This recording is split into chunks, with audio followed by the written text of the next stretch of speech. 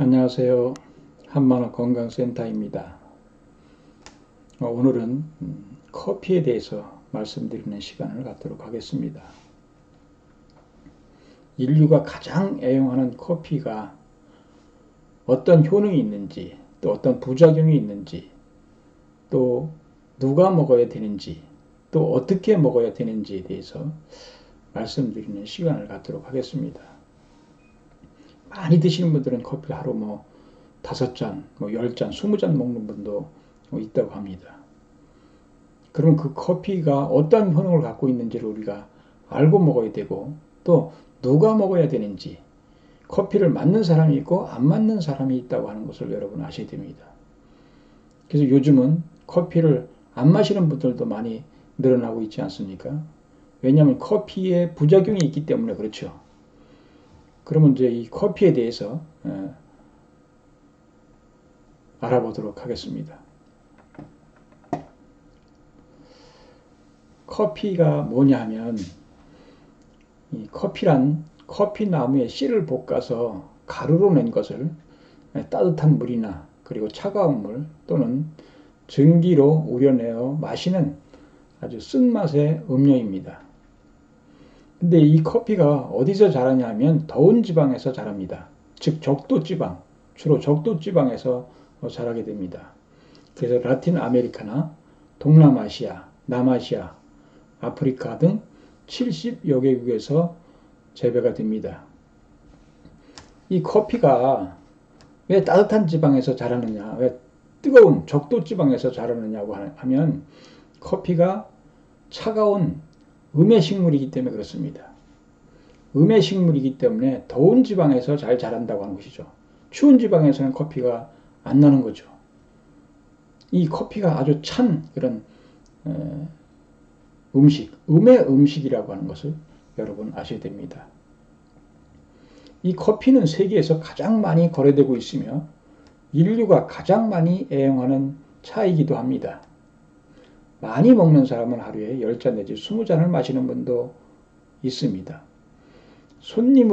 우리가 손님을 대접할 때 가장 많이 대접하는 차이기도 합니다. 이러한 커피의 효능이 무엇인지, 그리고 부작용은 어떠한 것이 있는지를 대해서 밝히는 시간을 갖도록 하겠습니다. 먼저 커피의 종류를 보면요, 예가체프라는 그 에티오피아 산으로 부드러운 신맛과 향기가 있는 차가 있습니다. 그리고 안티쿠아라는 과테말라에서 생산되는 커피로, 화산재 모양에서 자란 커피로 스모키 향이 특징인 것이 있습니다. 그리고 세 번째는 산토스로 브라질에서 생산되는 커피로 가장 무난한 커피의 종류로 인정받고 있습니다. 그리고 적당한 신맛과 쓴맛을 가진 원두이기도 합니다. 그리고 수프리모가 있습니다. 콜롬비아산으로 진한 향기와 부드러움이 특징입니다. 그리고 코나커피입니다. 이 달콤하고 부드러운 향이 특징인 코나커피는 하와이에서만 재배가 됩니다. 커피 중에 커피로 인정받고 있고요.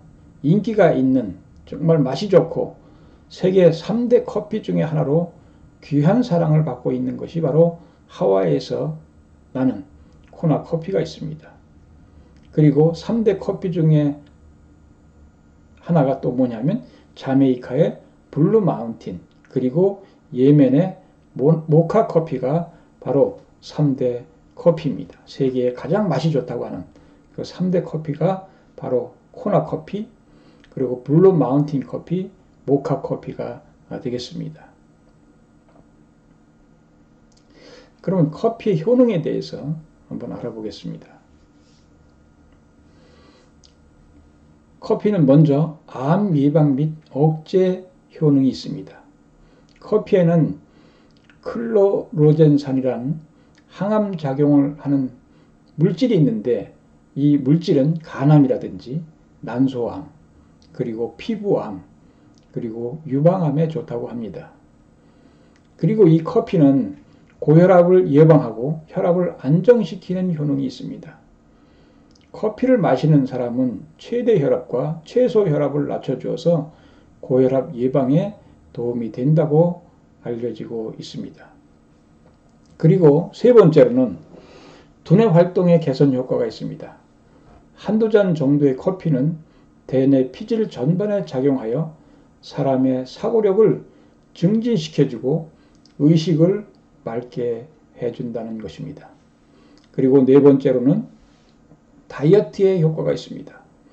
커피는 신체 대사를 항진시켜 체중 감량에 많은 도움이 되고 있습니다.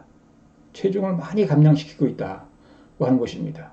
커피에 함유된 카페인은 신체의 에너지 소비량을 약 10% 정도 올려주고 글리코겐보다 먼저 피하 지방을 에너지로 변환하는 작용을 하기 때문에 다이어트에 효과가 좋다는 것입니다. 그리고 이 커피는 음주 후에 숙취 방지와 해소에 효과가 있습니다. 커피의 성분인 카페인은 간 기능을 활발하게 해주어 아세트알데히드, 즉 숙취 고통의 주범을 빠르게 분해해주고 신장의 움직임을 활발하게 하여 배설을 촉진시켜 줍니다. 그리고 여섯 번째로 입냄새 예방에 효과가 있습니다. 커피에는 후란유가 함유되어 있는데 이 성분이 입냄새를 억제해 준다고 합니다. 특히 마늘 냄새에 효과적이기도 하다는 것입니다. 일곱 번째로 마음의 안정을 받게 되는 효능이 있습니다. 커피의 향을 맡으면 심적 완화를 줍니다. 커피잔을 보기만 하더라도 마음의 여유를 연상시키는 그런 효능이 있다고 하는 것입니다. 특히 폴리페놀이라는 항산화 물질이 있어서 체내의 활성산소를 제거해 줌으로써 노화 방지에도 도움이 됩니다. 그 외에도 변비를 예방하고요. 또 치아 부식을 예방합니다. 그리고 성인병을 예방하는 그런 효능과 효과가 있습니다. 그래서 우울증, 뇌졸중, 암 등 예방 효과가 있습니다. 그리고 졸릴 때 이 커피를 마시면 그 졸음이 달아납니다. 그래서 졸음 운전을 예방하고요. 또 이 공부 능력을 카페인이 있기 때문에 공부 능력을 향상시키기도 합니다. 이것은 그렇지만 일시적입니다. 이런 커피에 그런 효능이 있다고 하는 것을 여러분 아셔야 됩니다. 얼마나 좋은 효능이 있습니까? 그런데 커피에도 부작용이 있다고 하는 것입니다. 부작용이. 어떤 부작용이 있느냐면 커피를 많이 마시게 될 경우에는 뼈에 무리를 줄 수 있다는 연구 결과가 나왔습니다. 커피의 카페인 성분이 체내 칼륨 성분 흡수를 방해하기 때문인데요. 또한 카페인 성분에 민감한 사람은 숙면에 지장을 받게 돼서 잠을 자지 못합니다. 저도 커피를 마시면 잠이 안 옵니다. 어쩌다가 저는 커피를 잘 마시지 않는데요. 그래서 마시지 않지만 또 어쩌다가 이렇게 마실 수가 있습니다. 그러면 밤에 잠을 못 잡니다. 그럼 왜 잠이 안 올까? 내가 잠을 잘 자겠는데 왜 잠이 안 올까 하는 보면 커피를 마셨다고 하는 것을 알 수가 있습니다. 그래서 숙면에 지장을 받게 돼서 어떤 분들은 오전에는 커피를 마시지만 오후에는 커피를 마시지 않는 분들도 있습니다. 그리고 부작용으로 또 이 신체 활력이 떨어집니다. 신체 활력이 떨어져서 우리가 활동하기가 좀 힘들어진다고 하는 것이죠. 그래서 불안 증세가 있는 분들도 있고요. 또 불면증, 잠을 못 자는 그런 불면증 말씀드렸습니다만 불면증이 있고요. 또 피곤한 그런 부작용이 있습니다. 그리고 두통, 머리가 아프고 수면장애 설명했습니다만 하여튼 이런 부작용이 있다. 뿐만이 아니라 혈중, 콜레스테롤 수치가 증가해서 고혈압을 높이는 부작용이 있습니다. 아까는 고혈압을 낮추는 효능이 있다고 했는데 이것은 고혈압을 높이는 그런 또 부작용이 있다고 하는 것이죠. 빈뇨증, 카페인이 이뇨작용을 돕기 때문에 소변량 증가로 신장에 부담을 주고 있습니다. 그리고 소화성 유궤양이 그로 말미암아 벌어지고 있다고 하는 것이죠. 그리고 가슴이 커피를 마시면 어떤 분은 한 잔만 마셔도 가슴이 두근거린다. 또 어지럽다. 이렇게 호소하는 분들도 있습니다. 그리고 유장에 통증이 오고 골밀도가 저하되는 그런 부작용이 있다고 하는 것입니다. 그러니까 이 커피가 효능도 좋지만 또 부작용도 많다. 왜 그럴까요? 왜 효능이 좋은데 부작용이 많을까요? 그것은 커피가 맞는 사람에게는 효능이 좋은 것이고 커피가 맞지 않는 사람에게는 이러한 부작용이 있다고 하는 것이죠. 그러니까 고혈압을 이 커피가 맞는 사람에게는 고혈압을 낮추는 그런 효능이 있고 커피가 안 맞는 사람에게는 고혈압을 높이는 부작용이 있다고 하는 것이죠. 활력이 떨어짐과 동시에 활력이 솟는, 그러니까 커피가 맞는 사람에게는 활력이 솟고 암도 고치고 여러 가지 효능이 좋지만 불안하고 또 피곤하고 두통이 생기고 하지만 커피가 맞는 사람은 그렇지 않다고 하는 것이죠. 활력이 생기고 암도 고치고 불안하지 않고 마음이 편안해지고 그 커피잔만 마셔도 마음이 보기만 해도 마음이 편안한 그런 효능이 있잖아요. 근데 그 커피를 마시면 불안한 사람이 부작용이 있잖아요. 이것은 무엇이냐면 커피가 맞는 사람이냐 안 맞는 사람이냐고 하는 것에 따라서 결정된다고 하는 사실을 아셔야 됩니다. 그렇기 때문에 커피는 누가 먹어야 되느냐, 커피는 누가 마셔야 되느냐, 마실 수 있는 사람이 있고 마실 수 없는 사람이 있다. 제가 지금까지 강의한 내용의 모든 것이 대부분 맞는 사람이 있고 안 맞는 사람이 있다. 그러면 커피도 마찬가지로 맞는 사람이 있고 안 맞는 사람이 있다고 하는 것이죠. 그러니까 커피의 효능과 효과는 맞는 사람에게는 효능과 효과가 있지만 안 맞는 사람에게는 그러한 그 효능과 효과가 부작용으로 나타난다고 하는 것을 여러분 아셔야 됩니다. 이것을 확실히 아셔야 됩니다. 암의 효과가 있다. 암의 예방 효과가 있다. 그러면 암을 일으킬 수 있는 부작용이 있다고 하는 것을 여러분 아셔야 됩니다. 활력이 떨어진다. 그러면 활력이 솟는 효능이 있는가 하면 활력이 떨어지는 부작용이 있다. 맞는 사람에게는 그런 효능이 있지만 맞지 않는 사람에게는 그런 부작용이 있다고 하는 것을 제가 말씀드리는 것입니다. 인터넷에 또 여러 가지 내용에 또 책들에 보면 커피의 효능과 부작용이 다 나타나 있습니다. 다 할 수 있습니다. 여러분 찾아보면 누구든지 다 할 수 있어요. 그런데 그것이 누구에게는 효능으로 나타나고 누구에게는 부작용으로 나타나느냐. 그것은 맞는 사람에게는 효능으로 나타나지만 맞지 않는 사람에게는 부작용으로 나타난다. 맞는 사람이, 커피가 맞는 사람이 누구냐면 커피는 어디에서 성장한다고 그랬습니까? 뜨거운 적도 지방에서 성장한다고 했잖아요. 따뜻한 지방에서. 특히 하와이는 항상 사계절이 따뜻한 지역입니다. 하와이 코너 커피가 유명하다고 했잖아요. 이 적도 지방을 중심으로 이 커피가 생산되잖아요. 그러면 거기는 뜨거운 것은 못 견뎌요. 뜨거운 것. 우리 한국에 소나무 갖다 심으면 거기 살 것 같습니까? 죽습니다. 못 살아요. 잣나무도 마찬가지고. 이 뜨거운 식물을 갖다 거기가 심으면 못 살아요. 거기는 그래서 커피가 찬 식물이다.